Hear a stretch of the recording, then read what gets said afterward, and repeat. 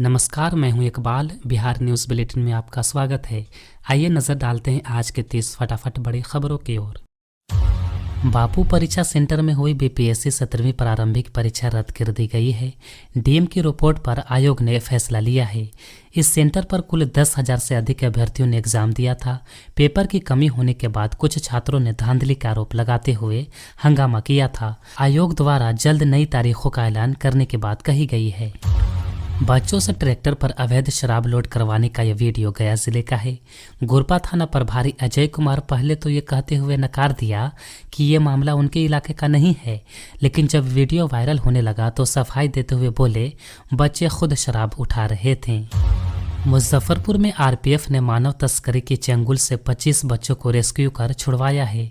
तस्कर बच्चों को बेंगलुरु की एक टाइल्स फैक्ट्री में बाल मजदूरी करवाने के लिए ले जा रहे थे। 5 आरोपियों को भी गिरफ्तार किया गया है। बिहार में ठंड से कई शहरों का न्यूनतम तापमान 10 डिग्री के नीचे पहुंच गया है। बीते 24 घंटे के दौरान जमुई और बांका में सीजन का सबसे ठंडा दिन रहा। जमुई में 4.3 डिग्री तो बांका में 4.9 डिग्री न्यूनतम तापमान दर्ज किया गया। वहीं रोहतास में 5 डिग्री तो औरंगाबाद में 6.4 डिग्री तापमान रिकॉर्ड किया गया। मौसम विभाग के अनुसार हवाओं का रुख बदलने से तापमान में 2 से 3 डिग्री सेल्सियस की बढ़ोतरी होगी। ईओयू कोर्ट ने नीट पेपर लीक के मास्टरमाइंड संजीव मुखिया की गिरफ्तारी पर रोक को हटा दिया है। आर्थिक अपराध इकाई ने सोमवार को प्रेस कॉन्फ्रेंस के दौरान बताया कि परीक्षा लीक मामले में किसी भी शख्स का नाम सामने आने पर उसकी पूरी संपत्ति की जांच की जाएगी। साथ ही 10 साल की सजा और 1 से 10 करोड़ रुपए के फाइन भी वसूले जाएंगे, चाहे वो परीक्षा करने वाले संस्थान और आयोजित करवाने वाली एजेंसी ही क्यों न हो। मगध यूनिवर्सिटी के 2 प्रोफेसर म्यांमार में पीएचडी की फर्जी डिग्री बांट आए। मामले का खुलासा तब हुआ जब पूरा मामला सोशल मीडिया पर वायरल होने लगा। कुलपति एसपी शाही ने बताया कि उन्होंने ऐसी किसी भी डिग्री पर हस्ताक्षर नहीं किए हैं। प्रोडक्टर ने प्रोफेसर विष्णु शंकर और कैलाश प्रसाद के खिलाफ केस दर्ज करवाया है। दरभंगा में डिजिटल अरेस्ट कर 51 लाख रुपए की ठगी का मामला सामने आया है। पीड़ित एक शेयर कारोबारी है। साइबर अपराधियों ने उन्हें आधार कार्ड के मिस यूज होने की बात कहकर 2.5 घंटे तक वीडियो कॉल पर बंधक बनाए रखा। इसी दौरान अलग अलग खातों में पैसे ट्रांसफर करवाने लगा। 31 दिसंबर तक राशन कार्ड के लिए ई-केवाईसी कराना अनिवार्य है। अभी तक 48,729 लाभार्थियों ने ई-केवाईसी नहीं करवाई है। अगर आप भी इनमें से एक हैं तो जल्द से जल्द नज़दीकी जन सेवा केंद्र या प्रखंड कार्यालय जाकर अपनी ई-केवाईसी पूरी करा लें, अन्यथा आपका नाम राशन कार्ड से हटाया जा सकता है और आपको राशन नहीं मिलेगा। पटना के दानापुर थाना क्षेत्र के सगुना मोड़ के पास चोरों ने मेडिकल और साड़ी दुकान में सोमवार की सुबह चोरी को अंजाम दिया है। दोनों दुकान एक दूसरे से जुड़ा हुआ है। दुकान का शटर तोड़कर दोनों दुकान से 4 लाख नगद की चोरी की है। दिल्ली बचाना है तो नीतीश जी को कुर्सी पर बैठाए रखना है। जन सुराज के संस्थापक प्रशांत किशोर ने केंद्र सरकार पर निशाना साधा है। उन्होंने कहा कि बीजेपी के लिए नीतीश कुमार को बिहार में सीएम बनाए रखना मजबूरी है। अगर बीजेपी दिल्ली में अपनी सरकार बचाना चाहती है तो उसे नीतीश कुमार को कुर्सी पर बैठाए रखना होगा। हम लोगों की ताकत के दिल्ली में सरकार नहीं बन सकती है, लेकिन नीतीश बाबू ये नहीं बतिया रहे हैं कि भैया ऐसा व्यवस्था बनाओ कि गुजरात में फैक्ट्री लगे, चाहे नहीं पहले मोतिहारी, छपरा, गोपालगंज में फैक्ट्री लगे। आप बताइए। पटना में बन रहे मेट्रो का काम तेजी से जारी है। सीएम नीतीश कुमार के ड्रीम प्रोजेक्ट में शामिल इस परियोजना को समय पर पूरा करने के लिए एड़ी चोटी का जोर लगाया जा रहा है। बिहार के डिप्टी सीएम सम्राट चौधरी ने बताया था कि अगले वर्ष 15 अगस्त से मेट्रो का परिचालन शुरू हो जाएगा। ये राज्य की पहली मेट्रो परियोजना है। फर्स्ट फेज में मलाही पकड़ी से न्यू ISBT तक 5 स्टेशनों पर मेट्रो ट्रेनें चलाई जाएंगी। पटना में मेट्रो बन जाने से यहां के लोगों को यात्रा का शानदार अनुभव मिलेगा। पटना मेट्रो के लिए 6.5 किलोमीटर लंबे प्रायोरिटी कॉरिडोर के 5 एलिवेटेड मेट्रो स्टेशन बनाया जाएगा। इसमें मलाही पकड़ी, खेमनीचक, भूतनाथ, 0 माइल और न्यू ISBT मेट्रो स्टेशन शामिल है। मेट्रो चालू होने के बाद यात्री महज 15 मिनट में मलाही पकड़ी से बैरिया बस स्टैंड पहुंच सकेंगे। बीपीएससी परीक्षा के दौरान बापू परीक्षा केंद्र पर कुछ अभ्यर्थियों ने जमकर हंगामा किया। इस दौरान अतिरिक्त केंद्र अधीक्षक रहे अरवल जिले के गोदानी कॉलेज के 58 वर्षीय प्रोफेसर राम इकबाल सिंह की हंगामे के दौरान हार्ट अटैक से मौत हो गई थी। अब जिला प्रशासन ने इसका सीसीटीवी फुटेज जारी कर दिया है। हंगामा करने वाले अभ्यर्थियों पर हत्या का मामला दर्ज किया जाएगा। मगध विश्वविद्यालय के 2 शिक्षकों ने मिलकर फर्जी डिग्रियां बनाकर विदेशों में बेची हैं। जब इस बात का पता चला तो विश्वविद्यालय के अधिकारियों ने दोनों शिक्षकों के खिलाफ पुलिस में शिकायत दर्ज कराई। ये बहुत बड़ी बात है, क्योंकि विश्वविद्यालय में पढ़ाई करने वाले छात्रों को अच्छी शिक्षा मिलनी चाहिए, न कि फर्जी डिग्रियां। बिहार के सिवान जिले में भूमि सर्वेक्षण का कार्य जारी है, जिसमें जमीन के स्वामित्व को लेकर होने वाले विवादों को सुलझाने के लिए राजस्व एवं भूमि सुधार विभाग ने दिशा निर्देश जारी किए हैं। इन दिशा निर्देश में स्वामित्व कायम करने के कई विकल्प दिए गए हैं, जैसे कि महिलाओं के अधिकारों की रक्षा और रैयतियों को वंशावली की घोषणा में बहन बेटियों का नाम दर्ज करना अनिवार्य होगा। रविवार को बिहार के विभिन्न सेंटरों पर सीटेट की परीक्षा आयोजित की गई थी। इस दौरान मधुबनी जिला के नगर थाना क्षेत्र के वाटसन स्कूल में फर्जी अभ्यर्थी को दबोचा गया, जो अपने दोस्त के बदले परीक्षा दे रहा था। बिहार के गोपालगंज में साइबर ठग महिला सानिया उर्फ सोफिया सिद्दीकी को महाराष्ट्र पुलिस ने गिरफ्तार किया है। ये महिला पुणे के 4 करोड़ रुपए की साइबर ठगी के मामले में आरोपित है। सानिया बेहद चालाक है, क्योंकि इससे पहले पुलिस कस्टडी से ट्रेन से हथकड़ी सरकाकर भाग चुकी है, जिसके कारण आधा दर्जन पुलिसकर्मी सस्पेंड हो गए थे। बिहार के सभी जिलों में एक अस्पताल को Ayushman health and wellness centre बनाया जाएगा। स्वास्थ्य विभाग के ने आयुष्मान भारत के लाभार्थियों को बेहतर स्वास्थ्य सुविधा उपलब्ध कराने को लेकर एक अस्पताल को Ayushman Bharat health and wellness centre के रूप में विकसित करने की दिशा में तैयारी शुरू कर दी है। केंद्र की नरेंद्र मोदी सरकार के निर्देश पर राज्य में इसकी तैयारी की जा रही है। पूर्व मध्य रेलवे की आधा दर्जन से अधिक ट्रेनों से सुपरफास्ट का दर्जा छिन सकता है। इन ट्रेनों की गति कम हो गई है और स्टॉपेज बढ़ गया है। इससे इनके सुपरफास्ट ट्रेन का दर्जा पर खतरा मंडरा रहा है।